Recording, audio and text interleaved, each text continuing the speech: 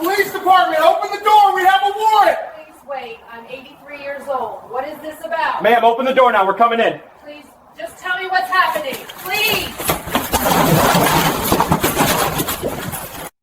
What you just heard was the beginning of a nightmare that would expose how deep corruption runs when vindictive authority targets those who dare to hold it accountable, proving that decades of distinguished service mean nothing when racism and retaliation collide.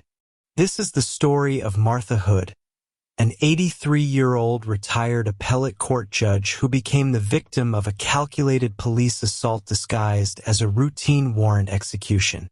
An assault that would leave her physically broken, psychologically shattered, and forced to battle the very institution she spent 26 years defending. Before we continue, if you believe these stories must be exposed, hit that subscribe button. Your support gives voice to the silenced and forces accountability on those who believe they're untouchable. Martha Louise Hood had lived a life of principle and purpose. Born in 1940 in the Jim Crow South, she graduated from Yale Law School in 1967, one of only 3 black women in her class, and shattered barriers in 1984 when she became the state's first black female appellate court judge. For 26 years, Judge Martha Hood presided over thousands of cases involving constitutional law, civil rights, and criminal appeals. She was renowned for her meticulous legal reasoning, her unwavering commitment to the Fourth Amendment, and her refusal to let anyone, prosecutors, defense attorneys, or law enforcement, bend the Constitution to suit their convenience. She reformed appellate procedures for excessive force cases and became a legendary mentor to generations of young attorneys and judges. When she retired in 2010, the State Bar Association held a tribute where even the Attorney General acknowledged her courage in holding government power accountable. Martha returned to her modest 2-story home in the Oakwood Heights neighborhood, a historically black community where she'd lived since 1978. Her husband James, a civil rights attorney, had passed away from heart disease 3 years earlier in 2020. Now at 83, she lived alone, her daughter Monica in Seattle, her son David in Houston, with a peaceful routine of tending her vegetable garden, leading her church's social justice committee, and serving as a volunteer guardian ad litem for foster children.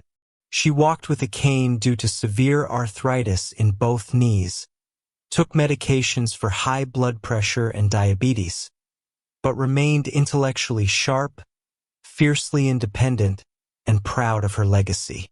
Her only regular visitors were Patricia, a physical therapist who came twice weekly, and her nephew Marcus, who she'd helped rescue from a troubled path. Marcus Hood, 24, had struggled in his late teens, dropped out of community college, got caught up with the wrong people, one arrest for marijuana possession that was expunged. At 21, Martha took him in, enrolled him in a trade apprenticeship program, and mentored him relentlessly. By 23, Marcus had his electrician's license and his own apartment in the Riverside district. He'd moved out in November 2021, finally standing on his own feet with steady work and a clean record. But in the police department's database, Marcus was still categorized differently. 2 arrests in the system, 1 expunged, 1 dismissed. Gang associations flagged from old surveillance reports that were never verified. And his last known address still listed as his aunt's house at 1247 Elmwood Drive, even though he'd filed an official change of address form with the county clerk's office 18 months earlier. On February 15, 2023, Marcus missed a court date for a probation check-in related to a minor disorderly conduct charge from a bar argument. No violence, no weapons, just a loud altercation that resulted in a $200 fine and 6 months of administrative probation. He'd forgotten the date while working a 12-hour shift at a commercial construction site. The court issued a standard administrative warrant. That's it. A missed probation appointment for a misdemeanor. The kind of warrant that normally gets cleared with a phone call or a walk-in to the courthouse. But when Officer Jeff K. ran Marcus's name on April 5th, he didn't see a young man who'd turned his life around. He saw an opportunity. Kay reviewed the file.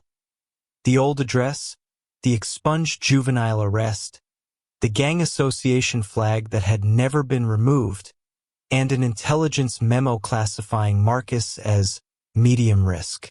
Instead of following standard protocol, sending 2 uniformed officers during business hours to verify the address and make contact, Officer K decided this situation required a tactical intervention. K submitted paperwork for a no-knock warrant, describing Marcus as potentially armed and dangerous based on documented gang affiliations, history of violent resistance to law enforcement, and credible intelligence suggesting weapons present at residence. None of it was accurate. The violent resistance referred to a 19-year-old Marcus pulling away when officers grabbed him during a stop and frisk that yielded nothing. The credible intelligence was an unverified tip from an anonymous source that had never been corroborated. But Magistrate Judge Kevin Walsh signed the warrant after a cursory 90-second review, never questioning why a tactical raid was necessary for a probation violation.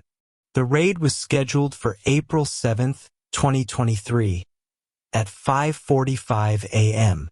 Thursday morning began like any other for Martha. Her alarm sounded at 5:15 a.m. She took her morning medications, blood pressure pills, metformin for diabetes, arthritis medication, and slowly made her way downstairs, leaning heavily on the railing, her knees aching with each step. She wore her favorite lavender nightgown and her worn slippers. It was still dark outside. The neighborhood was silent except for the distant sound of birds beginning their morning chorus. At exactly 5:47 a.m., 8 police officers in full tactical gear surrounded her house. They wore black combat uniforms, ballistic helmets with face shields, tactical vests bristling with equipment. They carried AR-15 rifles and a steel battering ram. There was no knock. No annoncement. No warning. The battering ram struck her red front door with devastating force. The explosion of splintering would echoing through the quiet street. The doorbell camera Martha's daughter had insisted on installing captured everything. Officers surged through the shattered doorway, boots thundering, voices screaming in a cacophony of overlapping commands. Police! Search warrant. Get down. Get down now. A flashbang grenade detonated in her hallway with a blinding white flash and a concussive boom that rattled windows and triggered car alarms up and down the block. Martha was in her kitchen when the door exploded. She grabbed her cane, her heart hammering, trying to comprehend what was happening. The flashbang's deafening blast disoriented her completely. She tried to move toward the hallway. What is this? Dear God, what's happening? Please, I'm an elderly woman. Get on the ground. Get down now. Officer K shouted, rifle leveled at her chest. I'm trying. Please, I have arthritis. I can't get down that fast. I have a cane. Please just tell me. Officer K grabbed her arm and yanked her forward. Martha screamed as her cane clattered to the floor and she was wrenched downward. Her knees struck the hardwood with a sickening crack. Pain exploded through her body. Her arms were twisted behind her back with such force that her shoulder joint made an audible pop as it partially dislocated. The zip ties were cinched so tight that the plastic edges immediately cut into her fragile, paper-thin skin, drawing blood. "Please, you're hurting me. My shoulder. Please. What is this about? I'm Judge Martha Hood. I'm a retired appellate court judge. There's been a terrible mistake. Please, just tell me what you want." Officer Derek Mills laughed, a cruel, mocking sound. "Judge? Sure you are, Grandma. Where's Marcus Hood?" "Marcus? My nephew? He doesn't live here. He hasn't lived here in over 2 years. He has his own apartment. I can give you the address. Please, just let me." But they weren't listening. Officers fanned through her home like an occupying force, boots trampling her carefully organized living space, throwing open closets, overturning furniture, tearing through her bedroom, dumping drawers, scattering her carefully sorted medications across the bathroom floor. Pills from her 7-day medication organizer, each day color-coded, each dose precisely measured, crushed under heavy boots. Martha remained on the floor, hands zip-tied behind her back, shoulders screaming in agony, knees throbbing, crying, pleading, trying to understand why this was happening to her. She asked to use the bathroom. They ignored her.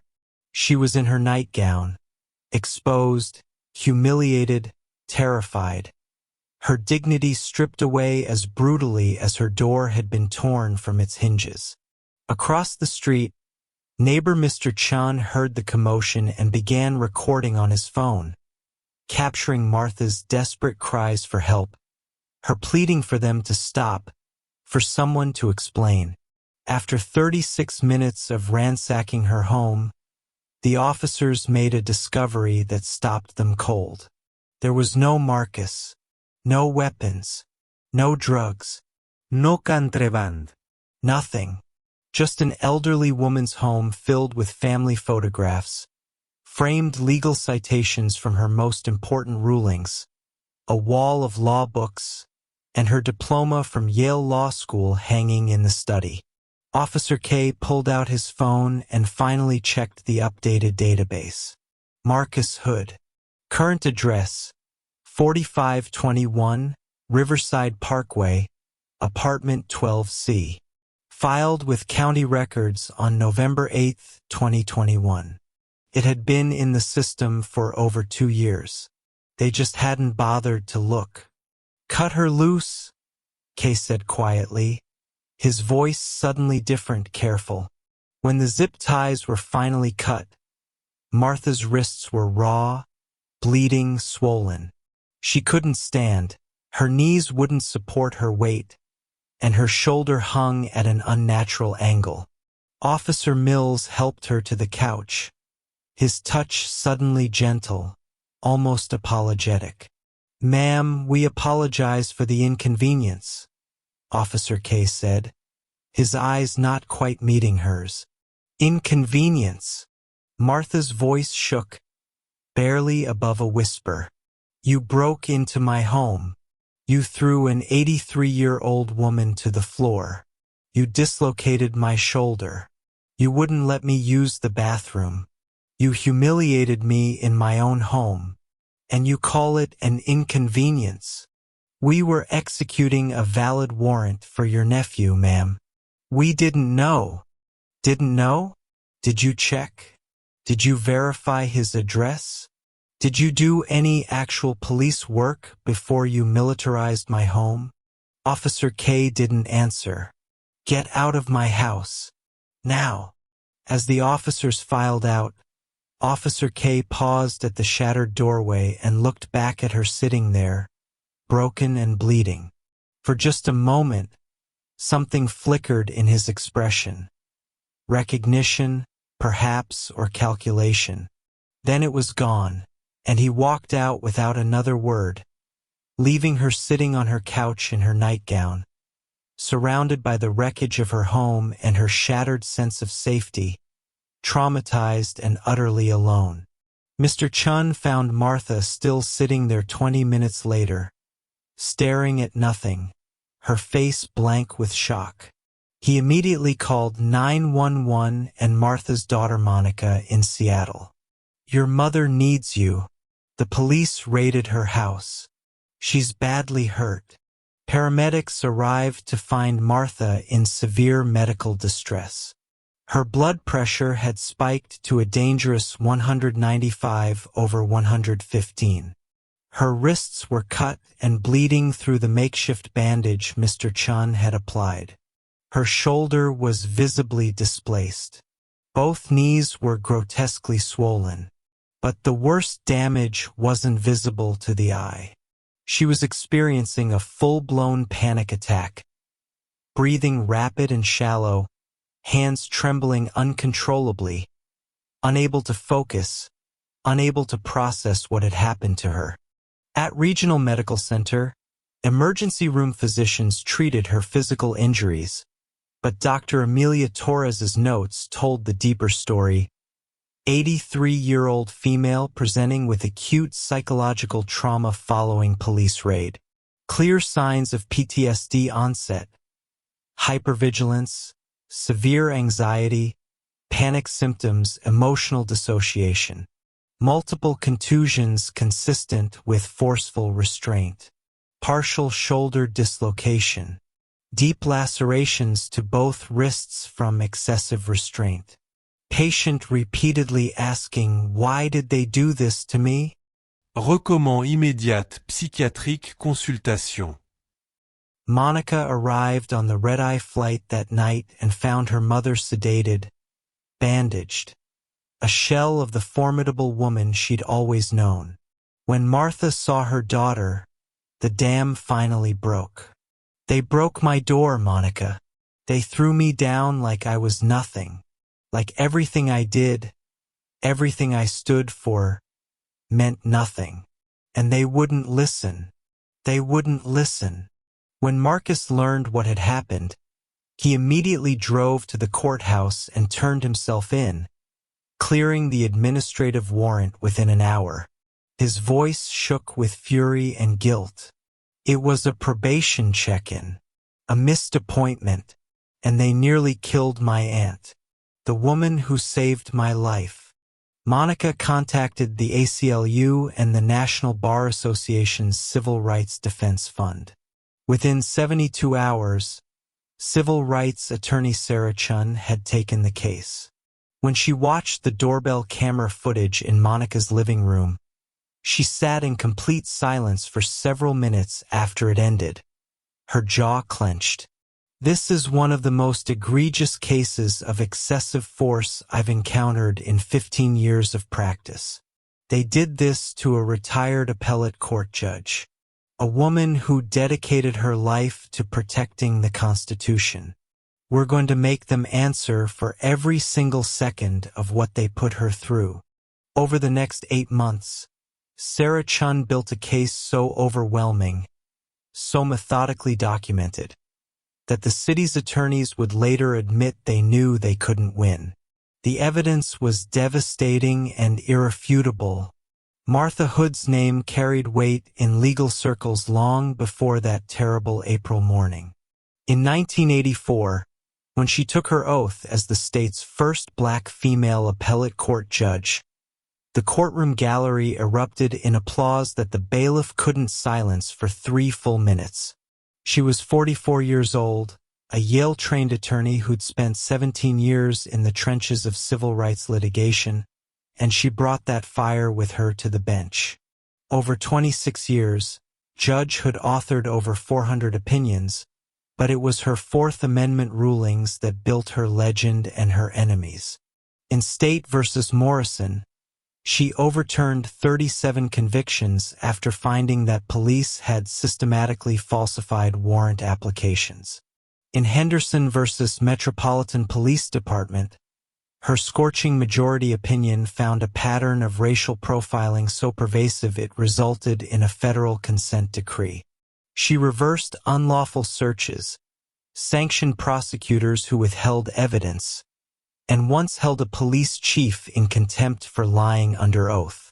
Defense attorneys revered her. Prosecutors respected her, even when she ruled against them. But in police union halls and squad room break rooms, her name was spoken differently. She was that judge, the one who coddled criminals and hated cops. Officer Jeff K. had been reprimanded twice based on cases that reached her court. He remembered. They all remembered. Marcus Hood wasn't supposed to need saving, but at 19 he was drowning. Community college dropout, unemployment, friends who saw police as the enemy and the streets as the only option. His aunt saw something different. A bright kid making bad choices because no one had shown him another way. She took him in, gave him structure, paid for his electrician's apprenticeship, and refused to let him quit when the coursework got hard. By 23, Marcus had transformed. Licensed electrician, steady job with Morrison Electric, his own apartment in Riverside. He'd filed his change of address with the county clerk on November 8, 2021. Form properly notarized, filed in triplicate, entered into the system. He visited his aunt every Sunday for dinner, brought groceries, fixed her leaky faucet, mowed her lawn. The disorderly conduct charge came from nothing. A loud argument outside Riley's bar. No punches thrown, no weapons, just two drunk men shouting over a football game. The judge gave him a $200 fine and 6 months administrative probation. Easy. Marcus paid the fine that day, but on February 15, 2023, he missed a routine probation check-in. He'd been working a 12-hour shift installing electrical systems in a new hospital wing. Just forgot. The court issued an administrative warrant. Standard procedure easily cleared. That forgotten appointment would cost his aunt everything. Officer Jeff K. saw Marcus Hood's name pop up in the warrant queue on April 5th and smiled. He remembered that address, 1247 Elmwood Drive. Judge Martha Hood's house. The judge who'd thrown out evidence in the Ramirez case, costing K a conviction he'd worked 6 months to build. The judge whose opinion in Henderson versus Metro PD had called his stop and frisk practices constitutionally indefensible. K pulled Marcus's file. The system showed the Riverside apartment address, updated 18 months earlier, clearly marked as current. He closed that screen and opened the older records. There it was, 1247 Elmwood Drive, marked previous. He copied that address into his warrant application. Marcus Hood, 24, documented gang associations. A surveillance report from when Marcus was 19, never verified, never updated. History of violent resistance to law enforcement. Marcus had pulled away during an illegal stop that yielded nothing. Credible intelligence suggesting armed and dangerous. An anonymous tip that was never corroborated, never investigated.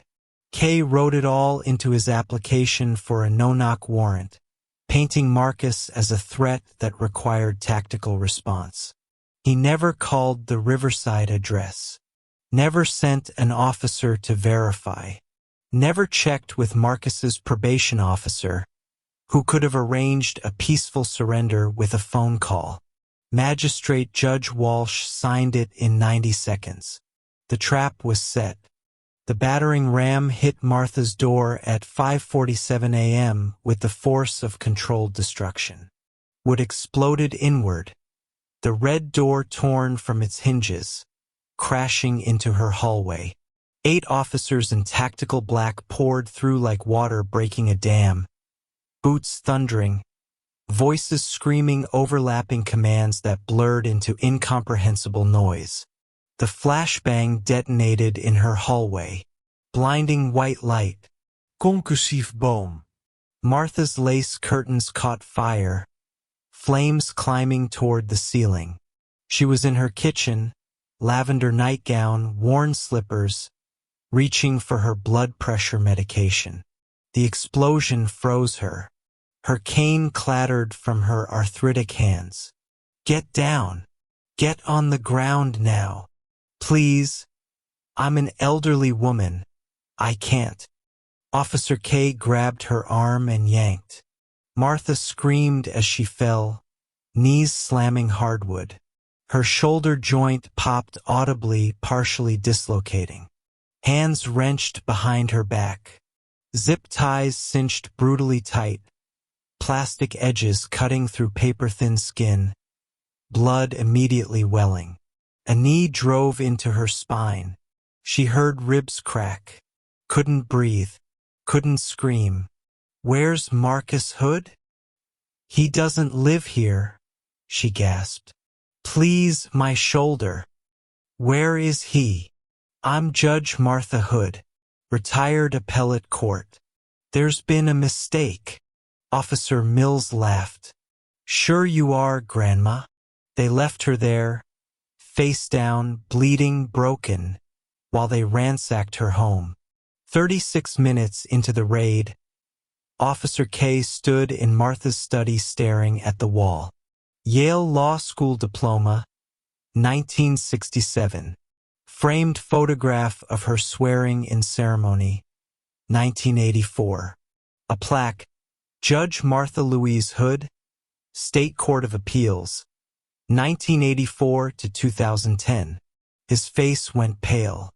He pulled out his phone. Marcus Hood's current address filled the screen. 4521 Riverside Parkway, Apartment 12C. Filed November 2021. It had been there the whole time. "Cut her loose," he said quietly. The shift in demeanor was immediate and obvious. Suddenly they were gentle, apologetic, helping the broken woman to her couch. Her shoulder hung wrong. Her wrists bled. She couldn't stop shaking. "Ma'am, we apologize for the inconvenience," Kay said. "Inconvenience," Martha whispered. "You broke into my home. You threw me down. This is what you call an inconvenience. We were executing a valid warrant. Get out of my house." They left her there, alone, surrounded by wreckage, her medication scattered, her curtains still smoldering, her door hanging in splinters. They didn't call an ambulance, didn't wait to ensure she was safe, just left. Mr. Chun found her an hour later, still sitting in the same spot, staring at nothing. Her blood pressure was 195/115. At the hospital, doctors documented broken ribs, dislocated shoulder, lacerations, and acute PTSD. The nightmares would start that night and never truly stop. Sarah Chan spent 8 months building a case so airtight that the city's attorneys would later admit they knew they couldn't win. The doorbell camera footage was devastating enough. 83-year-old Martha pleading, crying, begging to use the bathroom while officers laughed. But the digital evidence turned it from excessive force into conspiracy. Chen's subpoenas uncovered text messages that made her blood run cold. 3 days before the raid, Officer K texted his team, "Got a warrant for Judge Hood's address. Time to teach her what officer safety really means." Officer Mills replied, "The one who tanked the Ramirez case? About damn time." Departmental emails revealed years of resentment. A 2019 message from Sergeant Crawford. "Judge Hood's anti-police bias is costing us convictions. Someone needs to remind her which side she should be on." Another from 2021. "Hood ruled against us again in the Henderson appeal. This woman has declared war on law enforcement." Chun found the smoking gun in Kay's search history. On April 5th, at 2:47 p.m., he'd accessed the database showing Marcus's current Riverside address. He'd looked at it, confirmed Marcus didn't live at 1247 Elmwood, then deliberately used the old address in his warrant application anyway. Internal affairs records showed a pattern. Every attorney, judge, or journalist who criticized the department faced sudden, random investigations, traffic stops, surveillance. This wasn't a mistake. It was retaliation. The breakthrough came from an unexpected source. Detective Lisa Moreno had worked in the department for 14 years, watched the culture rot from the inside, and finally couldn't stay silent anymore. She walked into Sarah Chen's office with a thumb drive and a resignation letter already written. "You need to see this," she said. Officer K kept a document on the shared department drive titled Accountability List. 23 names. Judges who'd ruled against police.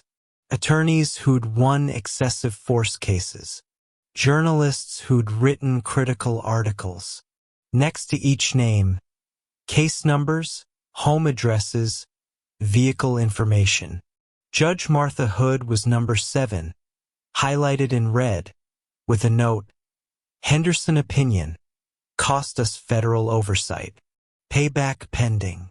Moreno's testimony destroyed any remaining defense.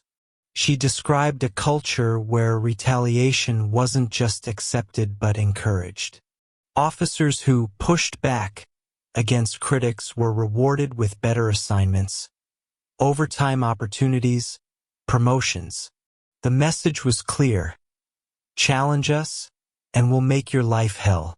Surveillance logs showed the department had tracked Marcus for months. They knew exactly where he lived.